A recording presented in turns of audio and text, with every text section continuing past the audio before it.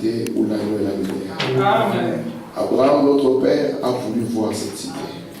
Il n'a pas pu la voir. Les gens au cours des temps ont voulu accéder.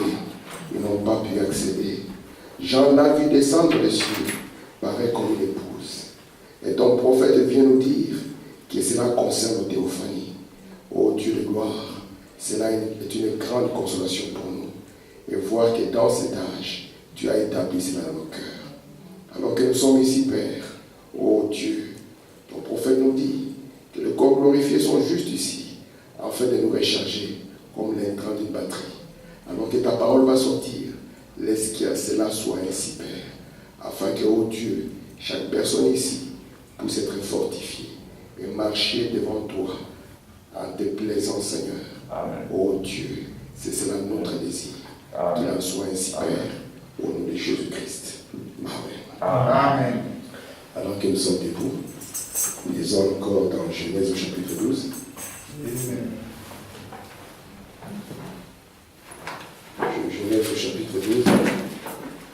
Commençons au verset 1er. La Bible dit ceci. L'Éternel dit à Abraham, va-t'en de ton pays, de ta patrie, de la maison de ton père, dans le pays que je te montrerai. Je ferai de toi une grande nation, et je te bénirai. Je rendrai ton nom grand, et tu seras une source de bénédiction. Je bénirai ceux qui te béniront, je maudirai ceux qui te maudiront, et toutes les familles de la terre seront bénies en toi. Abraham partit comme l'Éternel lui avait dit, et l'autre partit avec lui. Abraham était âgé de 75 ans lorsqu'il sortit de Charan. Abraham prit Sarai sa femme et Lot, fils de son frère, avec tous les biens qu'il possédait et les serviteurs qu'il avait acquis à Charan. Ils partirent pour aller dans le pays de Canaan. Ils arrivèrent au pays de Canaan. Amen. Amen. Que Dieu ajoute une bénédiction de sa parole. Vous pouvez s'asseoir.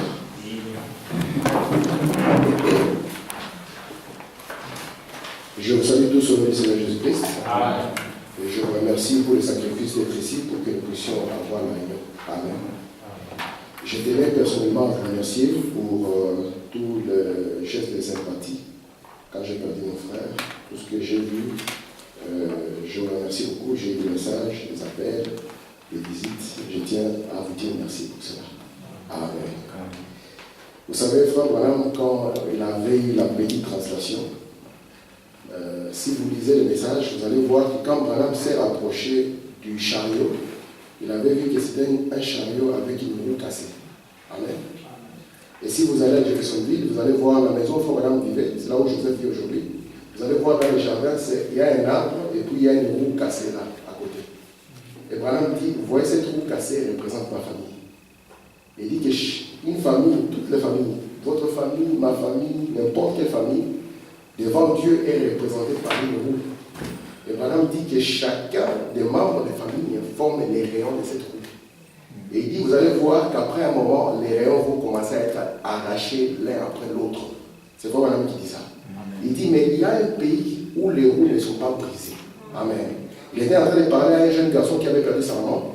Il lui dit, garçon, tu sais que ta maman est partie dans un pays où elle a toujours prié pour que vous puissiez la rencontrer là. Il dit, alors ne la décevez pas. Il dit, quand vous arriverez là-bas, c'est là où il n'y a pas de roues brisées. C'est pour ça que quand nous chantions ces cantiques, cette cité bénie, ça me faisait beaucoup de bien. De savoir que peu importe ce que nous pouvons traverser ici sur la terre, mais nous avons une espérance réelle. Alléluia. Yes, dans lequel il n'y a pas de famille, dans lequel il n'y a pas de souffrance, dans lequel il n'y a rien. Et c'est le pays que les 7 choses sont venus pour nous ouvrir. Amen. Ainsi, pour cela, mes frères, j'aimerais que nous puissions être assez sages et faire que notre vie ici sur la terre puisse avoir un but. Yes. Amen. Parce que je crois de tout mon cœur, peu importe les difficultés du temps, on peut ne pas avoir l'argent, ne pas avoir les papiers, ne pas avoir ceci. Mais je pense que la chose la plus grande, peut-être que vous ne les réalisez pas aujourd'hui, mais la chose la plus grande que Dieu vous a accordée, c'est vous associer à ce message. Amen. Amen. C'est la chose la plus grande. Parce qu'un jour, quand les roues de la vie s'arrêteront, c'est là où vous aurez compris l'importance de tout ceci. Amen. Amen. Et c'est pour ça que Branham nous dit, lorsque nous venons à l'église, nous devons venir à l'église et tirer profit de ça. Parce que je me souviens la dernière fois quand on était à la maison et que vous étiez venu dans la communion, je parlais à ma Esther. Et j'ai dit à ma Esther, maman Esther, il me semble bizarre qu'un homme puisse vivre à Paris et ne pas connaître la tour Eiffel. Nous avons vu qu'aujourd'hui, dans les messages où nous sommes, il y a des gens qui sont dans les églises, mais ils ne connaissent rien du message. Ils connaissent seulement les affaires des églises, mais rien dans le message. Je disais à maman Esther, mais qu'est-ce qui arrive actuellement? Un homme qui vit pleinement à Bruxelles, qui ne connaît pas la communion. Alors nous devons être conséquents et savoir que quand nous venons ici, ce n'est pas perdre le temps. Ce n'est pas juste une sorte de routine. Vous comprenez? Mais nous venons ici pour recevoir des instructions. Amen. Et ces instructions sont les conseils de Dieu. Et ces conseils de Dieu ne nous seront pas bénéfiques aussi longtemps que nous ne les appliquerons pas. C'est vrai. Je vous livre, voilà. Je suis dans l'église et sa condition. Écoutez le paragraphe 21. Parce que vous savez, les prédicateurs, ils passent souvent par des frustrations. Parce qu'un prédicateur, parfois, il veut voir les gens arriver à un point, n'est-ce pas? Et tout ce qu'il a comme matériel pour les faire arriver, c'est la parole. On n'a pas une autre chose pour faire arriver à ça. On ne peut pas dire qu'on va mettre un gantel à la porte pour vous commencer à poursuivre. Ça, cela ne donne pas de résultats. Mais la seule chose qu'on a, le seul matériel que Dieu a placé dans nos mains, c'est la parole. Et ce que nous attendons, Amen. Moi-même, étant un croyant, ce que Dieu attend de nous tous, c'est que nous puissions prendre ces conseils et l'appliquer. Parce que Branham dit que vous pouvez être malade et vous allez chez un médecin et que le médecin diagnostique la maladie et que le médecin vous donne le médicament. Mais c'est votre responsabilité maintenant de prendre le médicament et de l'avaler. Parce que ce médicament ne vous fera aucun bien aussi longtemps que vous n'allez pas avaler. Amen. Écoutez, Branham dit ceci. L'Église et sa condition, paragraphe 21. Je désire parler en parabole, de telle façon que même la personne la plus irréligieuse qui se trouve ici soit capable de comprendre. Nous venons à l'église pour nous améliorer. Amen. Nous venons pour faire de nous-mêmes de meilleures personnes, des meilleurs chrétiens, de meilleurs citoyens, des meilleurs pères, des meilleures mères, des meilleurs voisins. Nous venons parce que Christ nous a dit que si nous venions et que nous demandions quoi que ce soit en son nom, là où nous sommes assemblés à 2 ou 3, il sera avec nous et nous l'accorderait. Ainsi, il y aurait-il de plus ou de mieux pour nous aujourd'hui que de savoir que nous sommes venus à l'église pour devenir meilleurs, pour élargir notre entendement. William Branham dit que nous ne croyons pas à l'évolution de Darwin, n'est-ce pas? Nous ne croyons pas qu'un singe est devenu un homme, nous ne croyons pas à ça. Mais nous croyons à une évolution des êtres humains.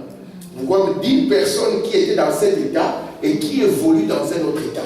Et c'est ça l'objectif et le but pour lequel nous venons ici. C'est ça l'objectif et le but pour lequel nous prêchons chaque chose que nous prêchons. Amen. Pour voir des gens qui s'améliorent. William Branham dit que je n'ai aucun espoir pour un pasteur, pour une église, pour un croyant qui n'a pas une ambition de s'améliorer. Ce que vous étiez hier, après avoir écouté la parole, regardez ce que vous devenez aujourd'hui. C'est ça l'ambition des croyants. De sorte que même quand quelqu'un t'a connu, il te regarde et dit, mais ce garçon a toujours été avec nous dans cette ville. Qu'est-ce qui s'est passé? C'est parce qu'il a pris cette opportunité de pouvoir s'améliorer. Parce que je crois que le Seigneur Jésus est venu afin que nous puissions devenir quelque chose. Alléluia. Écoutez, voilà dans la seconde venue du Seigneur. Il dit ceci.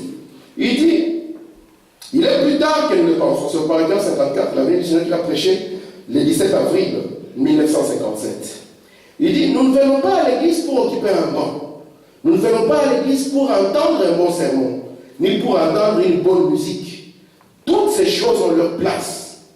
Mais ce que nous ferons le mieux en venant à l'église, c'est de nous examiner vis-à-vis de Dieu. Amen. Concernant le salut de nos âmes. C'est ce qui nous amène ici. Nous examiner vis-à-vis de Dieu. Et Dieu, c'est la parole. On s'examine vis-à-vis de la parole pour le salut de nos âmes. Amen. Vous savez pourquoi, mes frères? Pourquoi j'ai dit ceci? C'est parce que chaque jour de notre vie, nous sommes en train de laisser des empreintes. Vous savez ça? Parce que quand un homme n'est plus, tout ce qu'on va parler de lui, ça sera des empreintes des pas qu'il aura laissées. Or, un jour, il y avait un homme qui cherchait le chemin du ciel, n'est-ce pas? C'était ton Isabelle. Il voulait connaître le chemin du ciel. C'est Cindy. Tu aimerais connaître le chemin du ciel? Je pense que si on nous disait à tous que les trains pour aller au ciel, c'est des trains de Rome, hein, je pense que tout le monde se jetterait dedans. Et ton Isabelle était intéressé de savoir. Il a demandé aux religieux quel est le chemin du ciel. Aucun religieux n'était capable de lui montrer. Mais on lui a montré un petit bout d'homme sur le sommet de la colline. Alléluia. Il n'était même pas habillé comme un prédicateur. Non. Il était dans les bleus de travail, n'est-ce pas? Yes. Et il a dit, écoutez, toi va vers lui. C'est lui qui connaît les chemins du ciel. Amen. Et je suis convaincu qu'aujourd'hui, il n'y a personne qui connaît les chemins du ciel si ce n'est William Branham. C'est pour ça que nous n'avons pas peur de les déclarer. Même si on m'amène en plein conseil écuménique, je leur dirai, mes amis, sans vouloir prendre les décisions sur vous. C'est un conseil que je vous donne. Amen. Si vous voulez connaître le chemin du ciel, il y a un homme qui connaît le chemin. Amen. Et remarquez que quand Tony a rencontré William Branham, Branham ne lui a pas amené vers d'autres traces. Il lui a montré des empreintes de traces qui ont été tracées par le Seigneur Jésus. Amen. Et il a dit à Tommy, il dit, Tommy Isabelle, voici là où tu dois mettre aussi des empreintes. Amen. Amen. De sorte que quand nous quitterons la terre, que les autres qui regarderont les empreintes, ils voient les mêmes traces de Jésus-Christ. Amen. Amen. Écoutez un peu dans cet évangile du côté de Jésus. Frère dit ceci. Maintenant, pour aller plus loin, nous devons laisser des empreintes de pas ici sur les sables de béton, afin que les autres puissent voir. Si Paul n'avait pas continué comme il le fit, alors Jean n'aurait pas su comment suivre. Si Jean n'avait pas continué, Polycarpe n'aurait pas su comment suivre. Si Polycarpe avait continué, Irénée n'aurait pas su comment suivre. Si Irénée n'avait pas continué, Martin n'aurait pas su comment suivre. Voyez-vous ce que je vais dire? Chacun doit laisser les empreintes de pas sur les sables du temps. Si aujourd'hui nous sommes en train de parler d'Abraham, c'est parce que notre père Abraham a laissé des empreintes de pas. Nous ne pouvons pas parler de lui s'il n'y avait pas d'empreintes de pas. Et j'aimerais que nous, en tant que chrétiens, parce que vous savez, frère, quand nous part, en réalité, maman, tout ce que nous faisons ici, c'est que nous sommes en train d'écrire une page de l'histoire. Amen. Si on parle des frères qui étaient à Lidekerk, à rue de Lidekerk numéro 13, on parlera de nous. Amen. S'il y a encore 10 ans, c'est Dieu qui connaît toutes choses. La Messie est en train de se surchauffer. C'est Dieu qui connaît toutes choses, vous savez, mes frères. Mais si on a encore 10 ans, et qu'on devrait encore parler de l'historique, vous allez vous étonner. Nous n'allons pas nous battre. Nous allons seulement parler des faits de chaque jour. La manière dont nous avons été fidèles à cette parole, la manière dont nous avons fait les choses. C'est la seule chose qui va ressortir. Quand vous parlez par exemple des frères Mbombo, vous allez voir que vous allez parler seulement de la vie qu'il a vécue. Vous qui l'avez connu. Vous direz que ses papas étaient comme ça, parce que ce sont les empreintes qu'il est en train de laisser. Et la vie qu'Abraham a vécue, c'était ça les empreintes. C'est pour ça que Branham dit que quand il était arrivé à Jochebed de prendre la décision, de prendre le bébé, d'aller le placer dans le fleuve Nil, il dit qu'il a regardé aux empreintes de son père Abraham. Alléluia. Parce que vous savez peut-être que pour vous, c'est simple de prendre un bébé.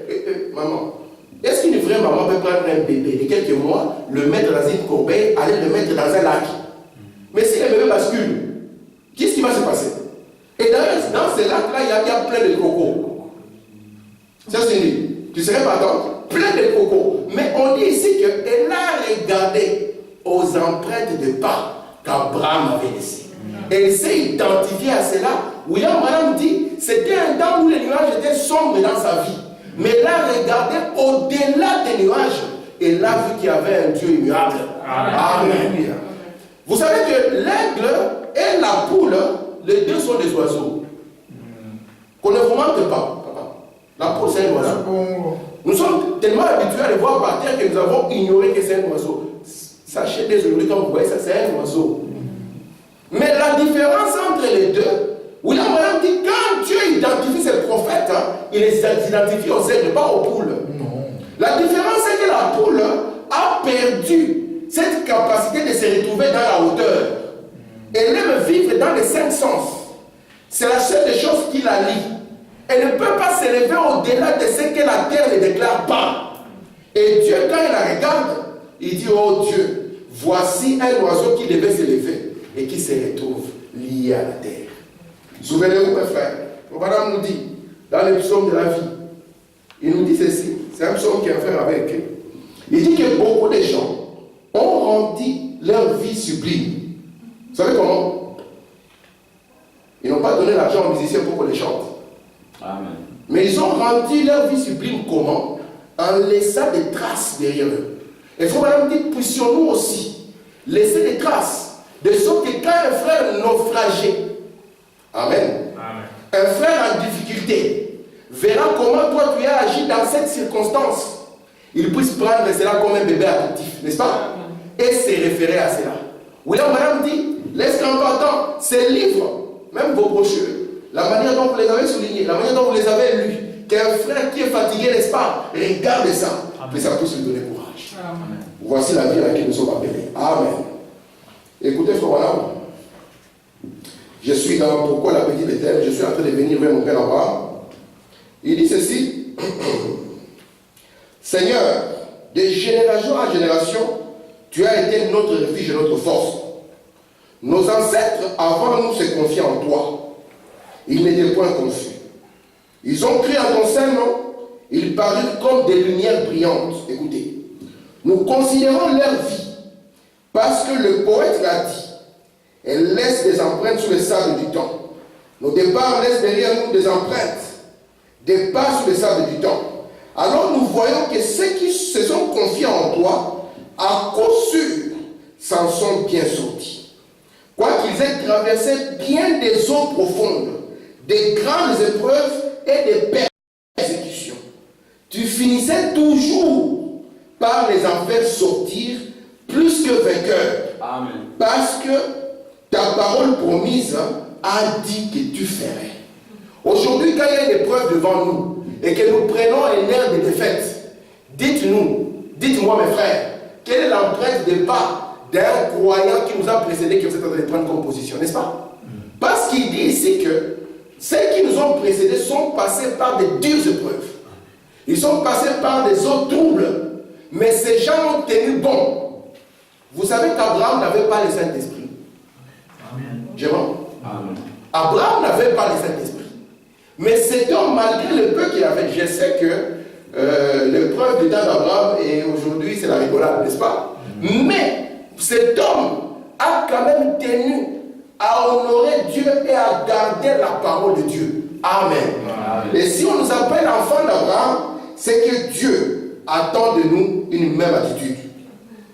Donc je serai avec toi comme j'étais avec Moïse. Frère Branham dit ceci. Cela montre simplement que le temps s'enfuit et qu'il n'attend personne. Nous devons travailler pendant qu'il fait jour, car le temps viendra où nous ne pourrons plus travailler. J'ai toujours aimé les psaumes de la vie de Longfellow. Au temps des adieux, laissons derrière nous des empreintes de pas dans les sables du temps.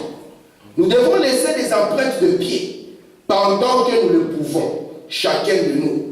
Nous ne perdons pas un seul jour, mais faisons en sorte que chaque jour soit meilleur possible pour sa gloire. Écoutez, n'est-ce pas que Josué avait dit que les lieux où fouleront quoi? Les lieux où fouleront quoi? Les plantes de vos pieds. Et je pense que quand les plantes de vos pieds foulent un endroit, cela signifie qu'il laisse une empreinte. Et Josué a dit que les lieux où le plan de vos pieds fouleront, cette chose-là, moi Dieu, je vous la donne. Amen. Amen. Lisons frère Branham. Je suis dans les procès. Les procès qu'il a prêché, parce qu'il en a prêché beaucoup, le 12 avril 64, paragraphe 140. Dieu avait dit à Josué, où que la plante de tes pieds se pose, je te l'ai donné. Les empreintes de pieds signifient la possession. Amen. Et chaque promesse dans les livres est pour les croyants. Amen. Mais vous marquez vos empreintes à travers cela. Vous devez vous battre pour chaque centimètre de terrain. Amen. Si vous n'avez aucun combat, alors sortez du jeu. Vous comprenez? Donc les empreintes dont je suis en train de parler, c'est la manière dont, quand les épreuves viendront vers vous, nous regardons ceux qui nous ont précédés. Notre père Abraham, comment il a dealé. Parce que nous ne voulons pas être ignorants. Quand les ténèbres, parce que William Branham nous dit que les cieux obscurs, n'est-ce pas? Amen. Les cieux, quand ils deviennent obscurs, est-ce que c'est la preuve que Dieu m'a abandonné? Non. Mais pourquoi nous devons croire que quand le ciel est clair, c'est là où Dieu est avec nous? Alors que ceux qui nous ont précédés, que ce soit les cieux clairs ou les cieux obscurs, ils savaient que Dieu était avec eux et ils tenaient Dieu au mot. Et Frère Branham dit que dans cette Bible, il y a beaucoup de promesses. Amen. Et vous devez chacun vous battre pour posséder cela. Ce n'est pas au pasteur de posséder cela pour vous. Non. William Branham dit que nous devons tous sortir Dieu de l'histoire. Yes. Ce n'est pas à moi de le sortir pour vous. Amen. Amen. Vous êtes autant croyants que moi. Amen. Nous ne sommes pas les catholiques. Hein. Amen. Les catholiques croient que c'est la prêtrise qui est sainte. Oui. Et que l'église, elle peut être séquelée. Mais nous croyons que le peuple est saint. Amen. Amen. Amen. Écoutez ce voilà. Dans le livre de vie de l'agneau, paragraphe 170, il dit: honte à vous chrétiens, vous qui vous dites chrétiens et qui allez ça et là abattus. Amen. Un problème arrive, on est dépassé, on est abattu. Ça nous enlève même la joie. Même l'enfant, nous devenons méchants envers les enfants. William Branham dit: c'est une honte pour nous. Écoutez, eh bien, je ne sais pas. Si je vais à l'église, oh, vous êtes un chrétien lamentable. Amen. Branham dit: écoutez-moi, levez la tête, bombez les torses, utilisez la foi. La foi est le patron. La foi a des poils sur la poitrine. Frère, je vais dire qu'elle a des gros muscles. Lorsqu'elle parle, tous les soucis tombent de part et d'autre. Alléluia. Amen. Le diable dit: eh bien, tu ne vas pas y arriver. Tu n'y arriveras pas simplement. Tu ne peux pas le faire. Tu as honte de témoigner. La foi s'élève et dit: taisez-vous. C'est moi qui ai la parole. Certainement, la foi prend l'initiative. Yes. C'est dont nous avons besoin aujourd'hui pour chaque chrétien dans le pays. Dresser la tête. Amen. La foi prend l'initiative. Il vous dit: ceci est impossible. Amen. Amen. Et vous, par la foi, parce que ça a des poils sur la poitrine, ça a des muscles. Amen. La foi dit: taisez-vous. La foi s'élève de la terre. Amen. La poule aura peur, mais l'aigle pourra monter. Amen. Et commencer à regarder à l'invisible. Frère Branham dit: vous savez pourquoi l'aigle monte? L'aigle monte pour bien voir. Plus elle monte, plus elle voit. Yes, sir. Ils ont découvert que l'aigle de l'aigle est terrible. Vous avez déjà utilisé l'appareil numérique, non, pour prendre une photo. Amen. Vous voyez que quand la chose est au loin, vous avez un zoom, non? Vous pouvez l'aigle de l'aigle comme ça. Ça zoome. Et plus il monte, et on dit que la précision de l'aigle est tellement grave. Un jour, Frère Branham, il se tient devant un aigle. Et l'aigle le regarde sans trembler. Branham lui-même s'étonne, il dit: mais comment est-ce que tu me regardes comme ça? Tu ne sais pas que moi je peux te fusiller? Branham dit: après j'ai compris pourquoi il n'avait pas peur. Il dit: j'ai vu après un moment qu'il a sorti un aigle et qu'il a tendu l'autre. Et si vous prenez l'aigle américain, vous le mesurez, les ailes peuvent faire 5 mètres. Amen. Et Branham dit: dans quelques moments, il a fait, et il était très haut. Il dit: j'ai compris que c'est ce qui lui donnait l'assurance. Et William Branham dit que les 2 ailes de l'aigle, c'est l'Ancien et le Nouveau Testament. Amen. Chaque promesse qui est dedans. Alléluia. Branham parle d'abord de la guérison divine. Il dit que la guérison divine est valable dans l'Ancien Testament et dans le Nouveau. Et il dit d'ailleurs que si vous ne croyez pas à la guérison divine, vous êtes perdus. Amen. Amen. C'est pour ça que Dieu lui a donné un don merveilleux, Yes, sir. afin de guérir nos âmes de la maladie du moi. Amen. Alors, nous sommes ici, n'est-ce pas, pour nous améliorer, n'est-ce pas? Amen.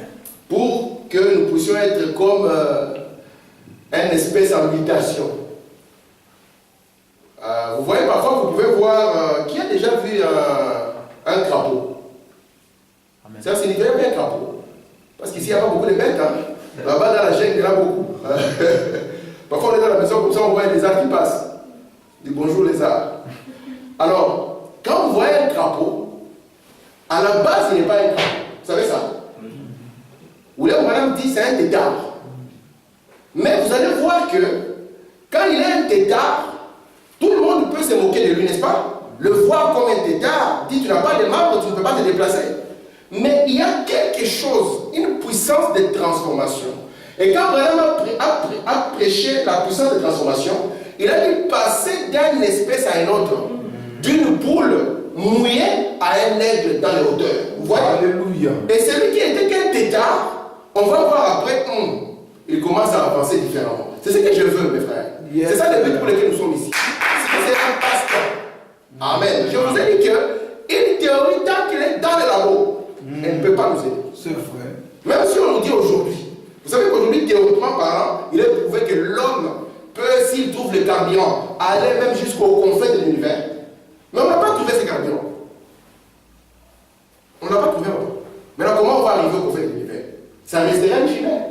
Et je ne veux pas que la parole de Dieu soit cela pour nous. Amen. Écoutez, je vais lire dans le message, là où je pense que les pentecôtistes ont failli. Yes. Est-ce que vous croyez aussi que les pentecôtistes ont failli? C'est frère Branham. Vous savez, quand vous venez ici à l'église, nous n'avons pas. Un jour, on était avec frère Branham, on recevait une famille. Quand nous on reçoit les gens, nous avons un devoir.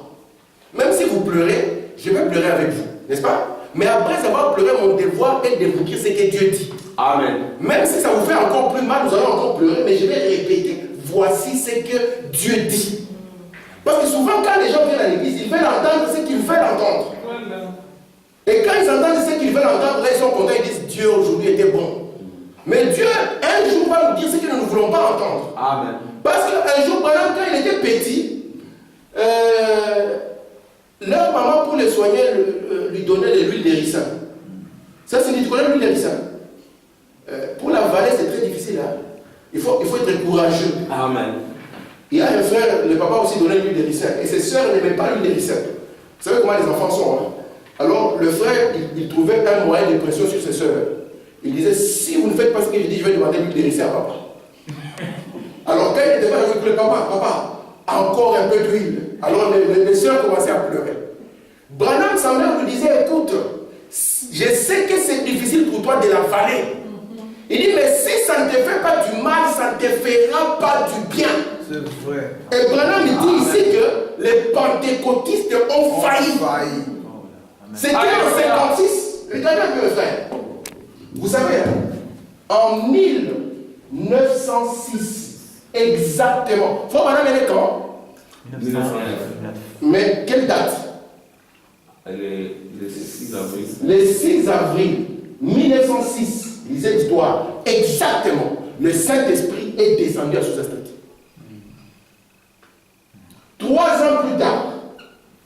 Parce qu'un réveil ne dure que 3 ans. Ça, c'est le réveil des âges de l'Église. Si vous êtes dedans, votre ministère va durer 3 ans. Et puis votre foi va durer 3 ans. Et vous allez commencer à vivre maintenant sur les rois passés. C'est pour ça que nous vous présentons l'éternité. Et nous voulons que vous entrez dans l'éternité. Parce qu'une fois que vous entrez dans le royaume, c'est un réveil éternel. Amen. Amen. C'est le ministère de Melchisedec. Il n'y a pas de 3 ans. Alors ici, nous sommes en 1909. Qu'est-ce qui arrive? Dieu répond à la prière de ces gens. Parce qu'ils étaient en train de prier que Dieu envoie Élie le prophète. Amen. Alors, qu'est-ce qui se passe? 50 ans plus tard, nous sommes ici en 1956. Vous savez que 50, c'est les jubilés. Soit vous avez entendu le son de la trompette et que vous avez refusé volontairement de sortir et que votre oreille est poinçonnée, vous ne goûterez plus la vérité, n'est-ce pas? Dieu, qu'est-ce qu'il fait, maman? Il veut regarder l'impact de son travail sur le peuple. Amen. Amen. Branham, qu'est-ce qu'il écrit dans sa Bible? 1956. Il dit, soit cette année, l'Amérique va recevoir la parole, soit cette année, l'Amérique va rejeter la parole. Ouais. 1957, Branham écrit dans sa Bible, l'Amérique a rejeté la parole. Lorsque nous allons voir des jeunes, quand on va s'approcher de Gaza, vous allez voir ça. On va les détailler. Amen. Alléluia. Nous allons voir que quand, et Branham précise, je tourne mon dos à l'Amérique. Et nous allons voir dans quelle direction il va regarder quand il va tourner son dos. Amen. Et en 57, nous sommes là, Branham me dit, là où moi je crois que les pentecôtistes ont failli. Amen. Et quand nous sommes en 2006, là où nous croyons que les églises du message ont failli. Amen. Amen. Parce que Dieu ne change pas sa manière de faire. Amen. C'est pour ça que nous ne sommes pas pentecôtistes, mes frères. Non. Moi, je vous ai dit que ces gens, je ne les crois pas. Amen. C'est vrai. Ça, c'est mon point de vue que je peux appuyer avec le prophète. Amen. C'est ça pour moi. Parce que pourquoi j'ai dit cela, frère? Vous savez que quand les sections sont venues, maman, la Bible est devenue un nouveau livre pour nous. Yes. Au cours des âges, les gens ont présumé. Ils ont essayé de lire dans un livre fermé. Yeah. Mais comment allez-vous lire dans mon livre fermé? C'est Cindy, tu sais lire dans un livre fermé? Ils ont essayé de lire dans un livre fermé. Vous comprenez? Mais nous avons vu Apocalypse 10 que Alléluia. le livre qui était fermé était ouvert. Et ce livre fut donné au 7e ange. Yes. Donc si vous voulez voir ce qu'il y a dans les livres, approchez-vous du 7e ange. Mais ces gens ont refusé le 7e ange. Yes. C'est pour ça que Madame dit là où je crois qu'ils ont failli. Amen. Amen. Et vous savez que quand un peuple tombe dans la dénomination, William Madame dit ils ne se relèveront plus jamais. Amen. Amen. C'est pour ça que je crois que les pentecôtistes et les mouvements pentecôtistes ne se relèvera plus jamais. Plus vous allez les regarder, vous allez voir catastrophe après catastrophe. C'est pour ça que je vais gagner votre confiance. Alléluia. Et le placer dans le message. Amen. Et pas ailleurs. C'est pour ça que peu importe ce qui se passe, William Madame me dit que quand Élie le prophète était dans la caverne, il y a eu des tremblements de terre, il y a eu des coups de tonnerre. Madame me dit cela ne bougeait pas le prophète dans son bureau. Amen. Il dit, mais quand il a entendu la douce petite voix, Amen, alors il pouvait sortir. Vous êtes là? Yes. Et il prêche la gloire qui demeure. Amen. Vous êtes là? Amen. Écoutez, Alléluia. vous allez comprendre pourquoi j'ai dit ce que j'ai dit maintenant. Écoutez, je lis maintenant. Là où je pense que les pentecôtistes ont failli, paragraphe 40, Branham nous dit ceci. Maintenant, nous devons être fiers de frère Branham. Vous savez ça? Nous devons être fiers. C'est ça pour moi. Amen. C'est être fier de frère Branham. Très bien. Tu marches là, Alléluia. là, tu es à la mur là-bas, tu es fier de frère Branham. Pas honte, fier. Parce que lui, il a ouvert nos yeux. Yes. Il a vraiment ouvert nos yeux. Ils ont écouté. Maintenant, au Jourdain, qui représentait la mort, il est en train de parler d'Élie et d'Élisée. Il est allé à ces deux autres endroits qui n'avaient rien à voir avec la mort. L'école, la visitation. C'est comme la justification, la sanctification. Les premiers parvis extérieurs, le parvis intérieur, le premier voile, le premier autel. Puis, quand il arrive au Jourdain, qui représentait la mort, montrant que vous devez mourir complètement. Et puis, il traversa le Jourdain et qu'il atteignit l'autre rive. Il se tourna vers lui et dit, maintenant, que veux-tu que je fasse pour toi? Vous comprenez? Cette question, madame me dit, maman, que Élie ne l'a pas posée à Élisée quand il n'était pas encore mort complètement en lui. Il a attendu d'abord qu'il traverse.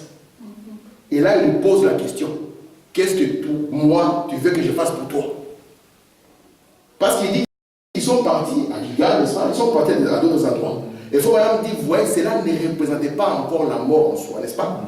Mais ici, une fois qu'il traverse, il constate que ce garçon est mort, il lui pose la question. Alléluia. Il trouve que les garçons croient, ils croient que les pentecôtistes, les méthodistes, les littéraires sont des mouvements antichrist. Antichrist, ouais. C'est ça pour Maman, moi. est-ce que tu penses que quand le pape il sort avec un crâne, avec des os, le crâne des morts? Alléluia. Mais nous croyons que le pape c'est le diable, non? Ouais. Oui. Mais il sort bonnement avec des pigeons, robe blanche, Dominus Vobiscum, bénissant les gens ensemble. Mais nous, avec Branham, nous savons que c'est le diable. C'est vrai. Amen. Faut Branham Alléluia. dire qu'il est pire même qu'un sorcier avec tout ce qu'il a. Parce que Frère Branham dit la plus haute forme de spiritisme, c'est le christianisme. C'est ça. Quand vous y allez, vous voyez quelque chose? Non. Vous voyez des pots de léopard? Non. Vous voyez des statues avec des bougies rouges? Non. Vous voyez que la manière de voir de Dieu, la manière des hommes est différente. Alors il a constaté que ces garçons ont vu que les luthériens, les méthodistes, les pentecôtistes sont des mouvements antichrist. Oui, des mouvements antichrist. D'ailleurs, c'est le séjour de mort. Ouais. Amen. Écoutez même. Amen. Vous croyez que c'est le séjour de mort? Ouais. Ce n'est pas moi, c'est votre prophète. Amen. Je suis en train de vouloir attacher votre foi à votre prophète. Alléluia. Parce que souvenez-vous, c'est par un prophète qu'Israël fut tiré de l'Égypte. Yes. Et c'est par un prophète qu'Israël fut gardé. Amen. Sinon, on va vous présenter un veau dont on va vous dire voici votre Dieu qui vous a sorti de l'Égypte. Ça sera un pasteur. Amen. Amen. Si je dis c'est vrai. Ouais. Alléluia. Amen. Écoutez. Il s'est tourné vers lui et dit maintenant, Alléluia. que veux-tu que je fasse pour toi? Écoutez bien la phrase de Frère Branham. Il dit qu'il n'a pas fait le modeste. Amen. Il n'a pas fait le frère humble. On lui donne une occasion en or. Lui n'a pas joué au frère humble. Oh, donne-moi seulement ce que tu veux. Élie en partant, laisse-moi même un lacet. Frère Branham dit il n'a pas joué le modeste. Amen. Il a dit qu'une double portion de ton esprit vienne sur moi. Amen. Je vais être plus que toi. Amen. Alléluia. Une double portion. Amen. Branham dit demandez beaucoup. C'est Branham ici. Demandez beaucoup. Amen. Il dit tu as demandé une grande chose. Il a même dit tu as demandé les choses difficiles. Mais pas impossibles. Parce qu'il n'y a rien d'impossible à Dieu. Il dit mais néanmoins, si tu me vois partir, tu l'auras. Vous voyez la condition? Si tu me vois partir. Lisons le paragraphe 41. Pouvez-vous imaginer Élisée ou plutôt Élie détournant ses yeux d'Élie? Papa, est-ce que quand on lui a donné une telle condition, il peut risquer de détourner ses yeux d'Élie? Non. Mais qu'est-ce que je suis en train d'essayer de faire? C'est garder vos yeux sur Élie. Amen. Parce que tous ceux qui aura dans le pays ne seront que les imitateurs d'Élie. Amen. Amen. Amen. Je veux que vous gardiez vos yeux sur Élie. Amen. Parce qu'aujourd'hui, la parole des prédicateurs et des pasteurs est devenue aussi forte que la parole d'un prophète. Un prophète n'est pas un pasteur. Un prophète n'est pas un prédicateur. Un prophète, c'est la voix de Dieu, c'est la bouche de Dieu. Un prophète, c'est Dieu lui-même. Amen. Amen. Amen. Et je veux que nous gardions nos yeux sur Élie. Yes, sir. Amen. Alléluia. Frère Branham dit, c'est ça le problème que nous avons aujourd'hui avec l'Église. Amen. Nous avons trop de gens qui ont eu la promesse. Vous recevrez le Saint-Esprit. Mais ils gardent un œil sur le monde et l'autre sur Dieu. Ouais. Je vais regarder un peu ce qu'ils font là-bas. Frère, est-ce qu'ils connaissent Frère Branham? D'a-t-il compté les prophètes? Là où on ne compte pas les prophètes, ce sont des bandits spirituels. Amen. Parce qu'aujourd'hui, la mort dont nous parlons, William Branham dit, souvenez-vous, la dernière plaie qui a frappé l'Égypte, c'était quoi? C'était la mort. Il dit que la dernière plaie qui frappe l'Église, c'est la mort spirituelle. Amen. Et Paul avait dit, quelqu'un est en train de marcher, un mort. Amen. Amen. Écoutez, Alléluia. Frère Branham dit, il garde un œil sur le monde, l'autre sur Dieu. Vous tomberez certainement. Détournez vos yeux de l'un ou de l'autre. Je vous conseille de détourner vos yeux du monde, de votre voisin, de votre association, de fixer votre regard uniquement sur Christ. Or, Christ est le mystère de Dieu révélé. Amen. Amen. Alléluia. Écoutez, et lorsqu'après un temps, un char de feu, des chevaux de feu descendirent, et Élie prit place à bord et monta, et comme il montait, il ôta son manteau. avec lesquels il avait frappé les Jourdains pour se frayer un chemin au travers de la mort, et les jeta à Élysée. Celui-ci le prit et le porta, un très beau type de Christ. Alléluia. Amen. Écoutez, je suis au paragraphe 43. Je parle encore pendant 5 minutes, je m'arrête. Oh là là, les gens qui aujourd'hui prétendent être remplis du Saint-Esprit ont peur de faire confiance à Dieu pour un mal dedans. Je peux répéter ça. Amen. Écoutez bien. Frère Madame dit, des gens qui prétendent être remplis du Saint-Esprit, ils prétendent de croire aux grandes choses de la parole, ont peur de faire confiance à Dieu pour un mal dedans. Alléluia. Frère, traversez les Jourdains, allez de l'autre côté. La double portion du Saint-Esprit qui était sur Christ et Jésus a été renvoyée à l'Église pour œuvrer, continuer à œuvrer jusqu'à ce qu'il vienne. Amen. Amen. Vous êtes là?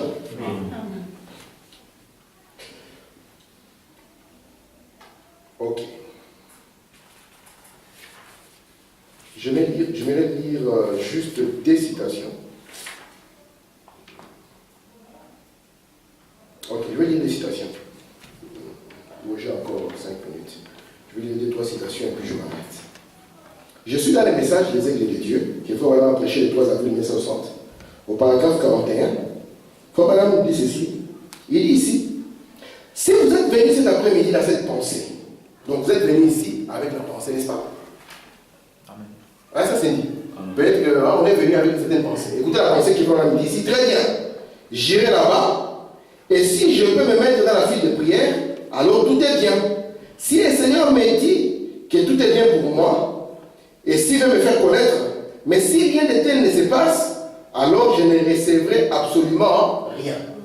Donc moi je ne crois pas d'abord que nous allons recevoir un don de discernement ici d'esprit. Amen. Il y a des frères qui s'aventuraient à le faire. Maman, nous, frère Madame nous a dit que cela n'est pas pour votre pasteur. Amen. Madame nous a dit cela est pour un homme dans une génération. Très bien. Amen. Amen. Vous comprenez? Amen. Donc maintenant, vous êtes ici, Madame n'est pas là pour le faire, et vous décidez, alors cela signifie que je ne recevrai absolument rien. Écoutez, frère Madame. N'ayez donc pas en vous de telles pensées préconçues. Vous devez vous attendre à beaucoup plus. J'ai essayé d'insister ici qu'il n'y a aucun homme sur la terre qui peut faire quoi que ce soit pour vous. C'est lui qui vous dit, Branham me dit que si je dis à quelqu'un que moi j'ai guéri, je suis un menteur. Très bien. Même Jésus, quand il était sur la terre, il n'a jamais déclaré qu'il est un guérisseur. Non.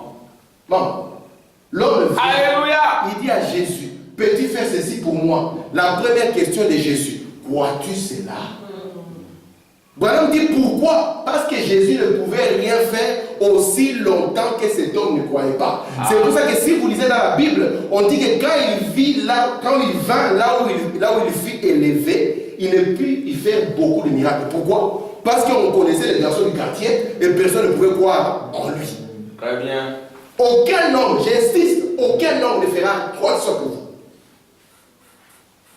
C'est votre foi qui produira tout. Alléluia. Et ce que vous êtes dit aujourd'hui, ce n'est que le reflet de la foi que vous avez. Amen. Yes, Amen. Amen. Vous devez vous attendre à beaucoup plus. Écoutez, venez à la réunion cet après-midi.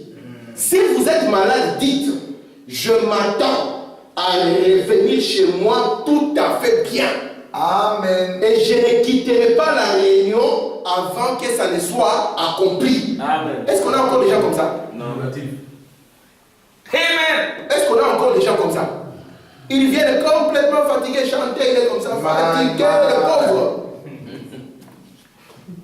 Prier comme ça, ouh. Branham me dit, venez en disant que moi, je ne viens pas ici pour faire dire. Ce que je vous dis est salutaire, ce n'est pas pour moi. Parce que si je ne fais pas ce travail comme ça, je suis un piètre prédicateur. Maman, dites que moi j'ai un besoin, je ne sortirai pas d'ici sans l'avoir eu. Alléluia. Il dit, si vous n'avez pas pas encore reçu le Saint-Esprit, je resterai ici, même si je vais prendre racine à cette place. Amen. Amen. Mais je veux recevoir le Saint-Esprit. Je suis ici parmi les gens remplis du Saint-Esprit, dans un lieu où est l'Esprit. Mais je reste ici jusqu'à ce que je le reçoive. Branham donne maintenant l'exemple que je voulais. Il dit, par exemple 43, soyez semblables au vieux Buddy Robinson. Vous le connaissez?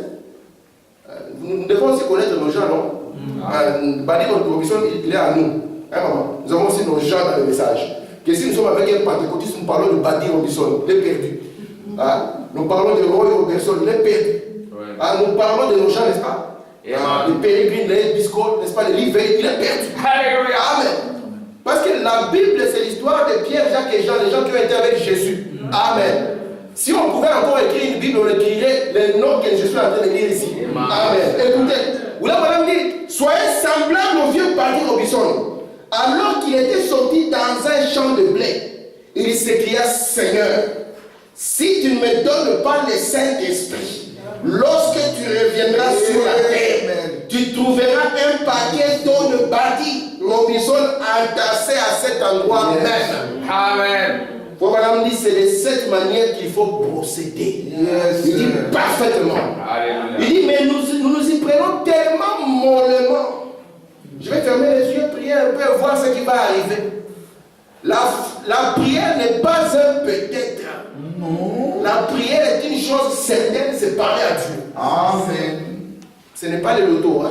Non. Vous voyez, le loto, on tente et on voit. C'est votre foi qui produit tout. Écoutez, Amen. cette chose subtile, amen, j'aime beaucoup cette écriture. J'aime trop cette écriture. Vraiment, c'est une chose subtile dans le cœur du croyant. Écoutez ça. Il dit, nous nous y prenons tellement mollement. Un homme un jour s'évertuait à chercher Dieu. Et à chaque fois qu'il s'efforçait de dire, je suis sauvé, le diable lui disait, non, tu n'es pas sauvé. Mais hier, tu as fait ça, non? Qui t'a dit que tu es sauvé? C'était ça le cas de Babylone. Il disait, moi, ce problème-là que j'ai entraîné, ça entraîné aujourd'hui, c'est terminé. Les gens disaient, hé, non, comment terminer? Tu as oublié hier? Regarde comment tu avais essayé, ça n'a pas marché. Avant-hier, ça n'a pas marché. La mémoire est venue, n'est-ce pas? Il a insisté, mais tu n'es pas sauvé. Écoutez maintenant, Badi, il devait comprendre. Vous savez que, faut me dire, quand nous restons des opinions devenues amnésiques, Alléluia. Amen. Amen. si moi je prêche ici, je vous dis que la chair ici ne sera jamais sauvée. Vous êtes en train de dire que la chair sera sauvée. Après, vous allez vous retrouver dans une amnésie complète. Ouais. Je ne vous mens pas. Écoutez. Il dit, à chaque fois, il s'efforçait, il dit, non, tu ne l'es pas.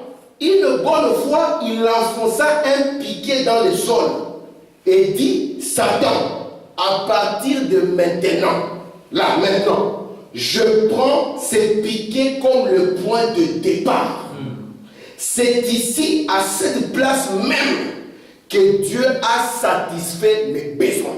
Amen. Écoutez, Branham, vous pouvez vous aussi enfoncer votre piquet à côté de votre siège. Ne venez pas avec le marteau pour casser la salle de monsieur. Écoutez, Branham dit, vous pouvez enfoncer votre piquet cet après-midi en disant, Satan, c'est ici même que je dépose tous mes doutes et que je vais m'envoler avec lui cet après-midi. Donc, le fait d'être poule, fini. Je laisse les ailes de poule ici, maintenant. Je suis prêt à accepter exactement tout ce qu'il me dira de faire. Amen. Maintenant, essayez de le croire fermement. Amen. Amen. Amen. William Branham dit, le problème c'est que un jour, il y avait un oiseau qui avait été lié à maman. C'était un beau petit corbeau. Et on lui avait même cherché un bon nom. On l'a appelé Johnny. Johnny. Oh, Johnny était lié. Johnny était là. Il avait essayé de s'en sortir, le pauvre. Ça ne marchait pas. Il a essayé les conseils de celui-ci. Ça n'a pas marché. Il est parti chez tel prédicateur. Ça n'a pas fonctionné. Et puis un homme de bien est passé par là. Amen. Amen. Et dans cette génération, nous avons reçu un homme de bien. Et cet homme de bien qu'est-ce qu'il a fait? Il a détaché Johnny. Mais le pauvre, les chaînes n'étaient plus physiques. Les chaînes étaient dans le cœur de Johnny. Et le pauvre, on ne comprenait pas Johnny. Mais Johnny, tu es libre. Johnny, les sexes sont ouverts. Johnny, la divinité et l'autorité ont été redonnées à l'homme. Johnny, il n'y a rien qui se tiendra sur ton chemin. Johnny, tu es Dieu. Le pauvre Johnny, les chaînes étaient dans le cœur. Alléluia. J'ai dit, il faut vraiment finir ça. Voilà, nous dit ceci. Écoutez, les aigles de Dieu. Oh, un homme attrapa un vieux corbeau. Il l'attacha parce qu'il était dans un champ de blé. Les autres oiseaux commencèrent à voler tout autour de lui en disant, viens frère corbeau, allons vers le sud. Alléluia. Allons vers le midi. Parce que l'hiver va venir. Son état devint si misérable, l'Odysséen, qu'il ne pouvait à peine marcher. Un jour, un homme passa par là et le vit. Ce pauvre vieux corbeau, je vais lui couper son lien. Et c'est ce qu'il fit. Les autres corbeaux vinrent autour et lui dirent, viens frère corbeau, allons vers le sud. Mais il était resté longtemps attaché. Si longtemps qu'il ne pouvait que marcher en rond, la marche de la mort, en disant, je ne peux pas le faire, je ne peux pas le faire. Il ne savait pas qu'il était libre. C'est aussi la situation dans laquelle se trouve l'homme aujourd'hui. Mon frère, tu ne sais pas que Jésus t'a libéré? Éloigne-toi de ce qui t'attache et va droit devant Dieu. Dieu nous a rendus libres. Nous ne sommes plus assujettis à cette mort lente. Dieu a pourvu des bénédictions de la Pentecôte depuis la profondeur des cieux par les ressources inépuisables de sa volonté. Approchons-nous donc, que celui qui en veut vienne. Amen. Buvez librement aux eaux de la vie. Que le Seigneur bénisse. Amen.